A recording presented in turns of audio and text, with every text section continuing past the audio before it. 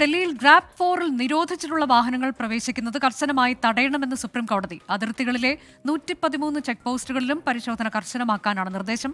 വായു ഗുണനിലവാരത്തിൽ നേരിയ പുരോഗതിയുള്ള സാഹചര്യത്തിൽ നിരോധനത്തിൽ ഇളവ് അനുവദിക്കുന്ന കാര്യം പരിഗണിക്കുമെന്നും സുപ്രീം കോടതി പറയുന്നു. ആർ അച്യുതൻ വിശദാംശങ്ങളുമായി. അച്യുതൻ, കർശന നിർദ്ദേശം നൽകിയിരിക്കുന്നു.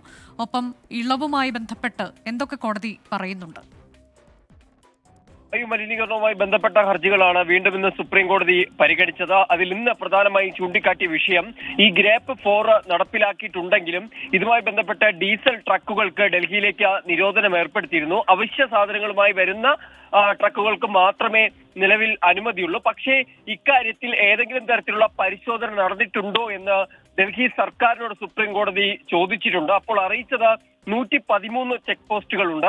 ഇതിൽ 13 ചെക്ക് പോസ്റ്റുകളിൽ കർശന നിരീക്ഷണം ഏർപ്പെടുത്തിയിട്ടുണ്ട് എന്ന് പറഞ്ഞു. എന്നാൽ കോടതി പറഞ്ഞത് ഈ 113 ചെക്ക് പോസ്റ്റുകളിലും പരിശോധന കർശനമാക്കാൻ ആണ് സുപ്രീം കോടതി നിർദ്ദേശിച്ചിരിക്കുന്നത്. ഒപ്പം തന്നെ 13 ചെക്ക് പോസ്റ്റുകൾ അവിടേക്ക് 13 അഭിഭാഷകരെ കൂടി ഇപ്പോൾ നിയമിച്ചിരിക്കുകയാണ്. ആ അഭിഭാഷകർ ഈ ചെക്ക് പോസ്റ്റുകളിലെത്തി സാഹചര്യം എന്താണെന്ന് മനസ്സിലാക്കി ഗ്രാപ്പ് 4 നടപ്പിലാക്കുന്നുണ്ടോ, അതിന്റെ നിയന്ത്രണങ്ങൾ അവിടെ ഏർപ്പെടുത്തിയിട്ടുണ്ടോ എന്നതടക്കമുള്ളവ പരിശോധിച്ച് റിപ്പോർട്ട് നൽകാൻ സുപ്രീം കോടതി നിർദ്ദേശിച്ചിരിക്കുകയാണ്.